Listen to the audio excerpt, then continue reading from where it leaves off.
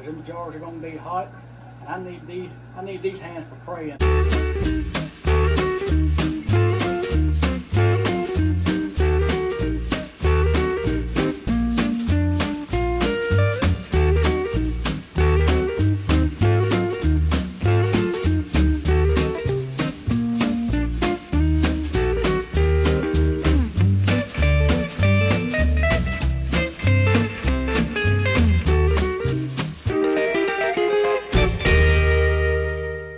Hey guys, welcome back to Square County Homestead. We're glad you're here with us. Yeah, got a few chickens in the fig trees. So today we're going to show you how we actually pressure can our peas. It's fairly simple. It's not really quick, but it is effective. So hey, always don't forget to go by Hot Off the Press Teas by Allison. Mention Square County Homestead. She'll give you a discount. She's on Facebook. Now she can do any kind of logo design, back to school. Just hit her up on her Facebook group and you see all the different varieties she has. She can ship anywhere. Okay, so let's go on to the video. Okay, so we know how to blanch and put up for the freezer. Let's go and start getting ready for the canner. Okay, so we're setting up for our canner, or to actually can these peas. It needs to be almost like an assembly line. Make sure you got everything ready. So here's the things you're gonna need. You're gonna need your peas. You're gonna need your jar funnel. You're gonna need your spoon. You're gonna need your ladle, lids, rings, your spacer tool, non-iodized salt. You don't have to put salt in this, but we're going to, okay? Got my jars. I'm thinking 5 quarts. I always prep 1 more quart, or 1 extra jar. And I've got a pot of boiling water. I've got my water level right inside my canner. This is a Presto. Now, I like to have these jars kind of warm, not hot, but just kind of warm. I set my oven to 180 degrees. So I got them sitting on this baking sheet. So that's coming up to temp. Water's going, trying to boil. So we'll leave these in, I don't know, 10 or 15 minutes, somewhere in there. And glass will actually hold heat pretty well. We just don't want a big shocker when we go start putting it in the canner. Now our peas are cold, not cold, but they're room temperature pretty much. And as soon as all this gets going, I'll come back and show you. Okay, oven's coming up to temp. I'm gonna go ahead, put this cookie sheet of jars inside. Let's put our cookie sheet of jars in the oven. And make sure those jars are nice and clean. You can even boil them and sterilize them if you like to. Same thing with our flats. I've got them over here. So I've always kind of inspect, make sure we don't have any nicks or anything on the actual seal. That's that red coloring you see is the actual seal. Make sure, you hear that? See, that feels a little funny to me. I think I'm gonna replace that one. Let me show you this lid. Make sure you can see. See that little bit of red right there? That's perfectly gonna be okay because it's not actually interfering with anything on the actual seal. That's coming to the inside there. Now if you had some big golly knopper hanging off to the outside, it might would, but that'll be okay. The oven's at 180, water's starting to boil. I've got my water level right in our canner. I'm gonna go ahead and start cutting it on, letting it get up to temp. We're gonna put 1 teaspoon of salt in every quart jar. And of course, I've only got a half a teaspoon measuring device, so we gotta do it twice. I got pot holders. I got my grabbers. Because them jars are going to be hot. I need these hands for praying, I promise you. Now our counter, I can hear it. It's starting to bubble and go. It's not going to have any pressure on it. This lid's not even locked down. But we'll grab these jars out.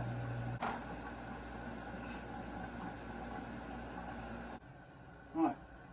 So you can take your ladle or your big spoon, don't matter. Now we're going to leave 1 inch of headspace at the top.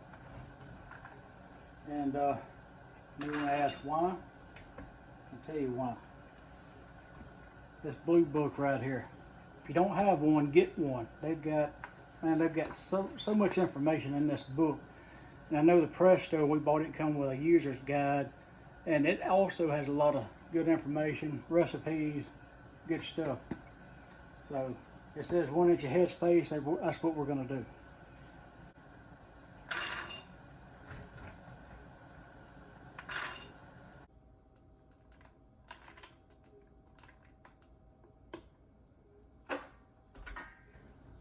Alright, and these jars aren't really too hot to handle now.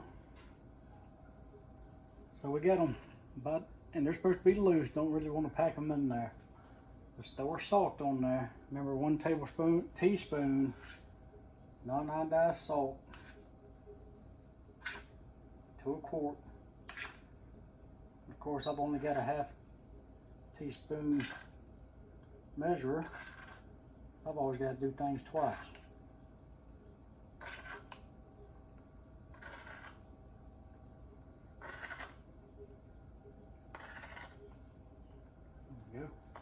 And I put that salt in there first because we're going to put our boiling water in there, or hot water. That way it kind of dissolves it and lets it run on down. Yeah, right there into the camera. How you like that? Anytime you're taking the lid off, go away from your face.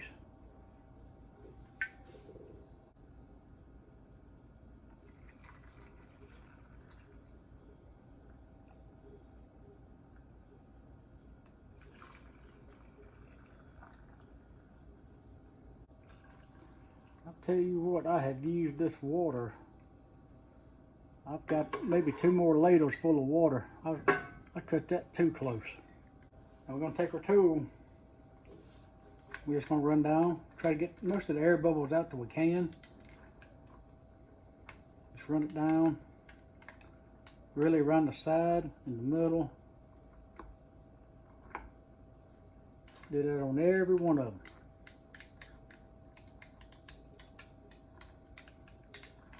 Just trying to get the air out. If there's any air bubbles in there, we want to try to get them out. Remember, we want that 1 inch, so we're going to use this. That's actually a 1 inch mark, or actually that farthest mark is 1 inch. And we've got that. I may actually could add a little of that one, which is fine. We can always add. We can always take out if need be. I failed to tell you in the beginning, we're going to need a little vinegar. Or at least I use vinegar. A lot of people just use water. I'm going to wipe those rims. Every one of them. I'm not going to sit here and go, oh, little rim. We're not going. No, I got stuff to do. We're getting around that rim.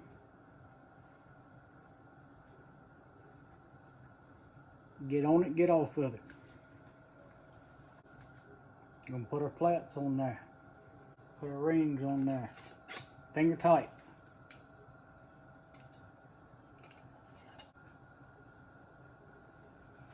Alright. Got our lids and bands on. Let's get them into the counter. Start setting these jars in there. Now they're still pretty warm. So they're not getting the shock. It's not actually boiling down there yet. Okay, got them in there and I got all this junk out of the way. I'm going to set my lid.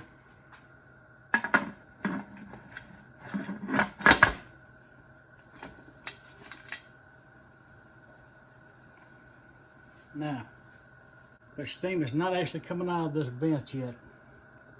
Now this one has a safety feature. This little dude here, when it actually builds up pressure, this will come completely up. So that's one way I know. When we get a constant stream of steam for 10 minutes, we'll add our weight and we'll watch our pressure to come up. Right now, I got my fire set to high. When I see this start coming up, I'm probably going to cut it down to a medium high. Now we're going to can this. I'm going to call it cooking. We're going to cook this. It's called for 10 pounds, so 10, 11 pounds of pressure. 50 minutes for a quart jar.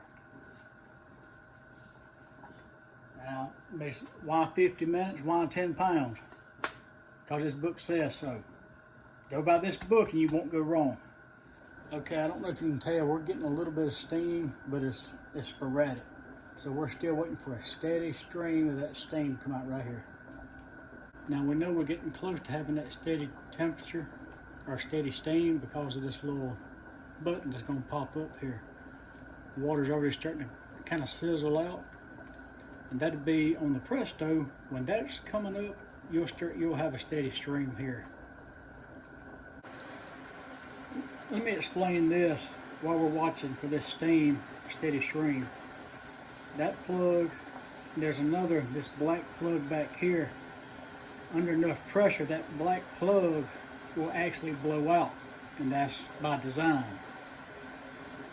So if everything goes chaotic, something happens and it runs up, to 30 pounds of pressure or 25, whatever it is, that plug's gonna blow.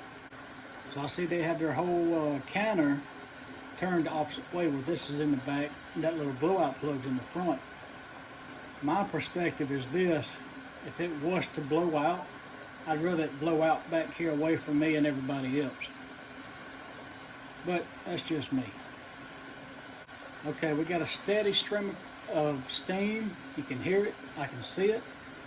I'm gonna go right here and I'm gonna set my timer for 10 minutes.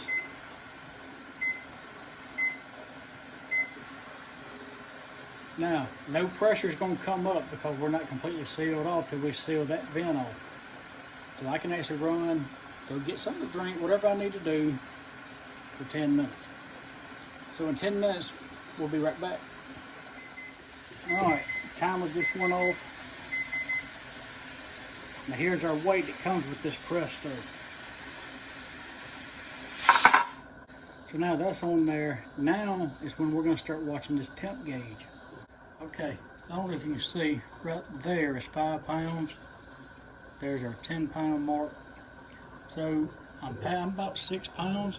I'm going to turn that down to about, other way, to about a medium. Because now I don't want to get in a hurry. I want that gradual increase, okay?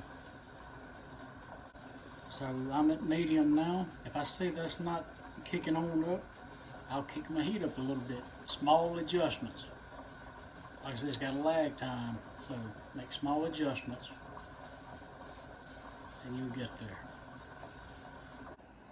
Now I'm at my 10 pound mark. Now technically I'm going to go ahead and start my timer for 50 minutes. And why 50 minutes? Because that book right here told us to. You can get these books anywhere they sell jars, Walmart, anywhere like that, $9. It's got a lot of great recipes, even for cold canning or water bathing. I call it cold canning. Back at task at hand, I'm watching this dial. Like I said, we could have a lag time. We're almost at 11 pounds, which is excellent. I'm going to set my timer 50 minutes.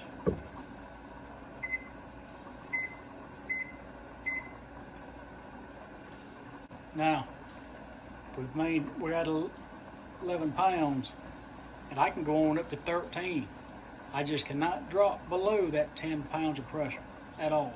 If I drop back, I have to start my time all over and get it back above pressure. don't let this thing intimidate you. It's a slow process. I said it's not going to just jump up. I'm actually going to turn that down to low. Yeah, we're at a solid 11, just a touch over 11 pounds, which that's great. That's what I want. As long as I don't drop below that 10, we're still good. Okay, I got 5 minutes left. I'm still running about 11 pounds. That's what we're looking for. If you're struggling to keep a constant temp, think about the eyes on your stove. You can actually run a smaller eye, and sometimes that'll help. It won't be such a big adjustment. All right, there we go. Timer, still at 11. Let's shut our gas off.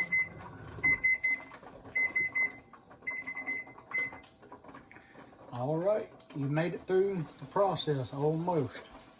So now we just shut our fire down. Now what we're gonna wait for, this will drop down to 0 on the gauge. This little tab will suck back down flat with the top. So now you got time to go take a shower or whatever you want to go do. It's gonna be a little while. I'll let you know exactly how long it is. Okay, our gauge is at 0. This little plunger has dipped back down. Now I'm gonna take this weight off. Okay, there's absolutely nothing going over the top of that. So we know there's absolutely no pressure on this counter. So it's safe to go ahead and take this lid off.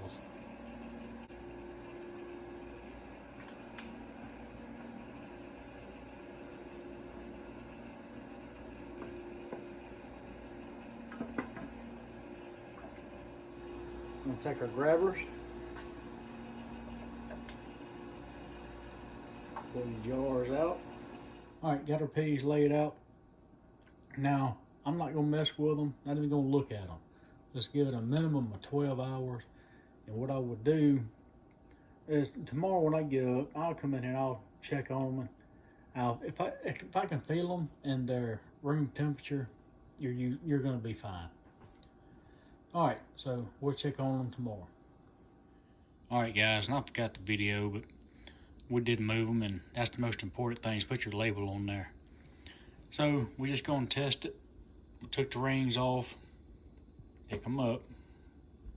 That's how we're checking the seal.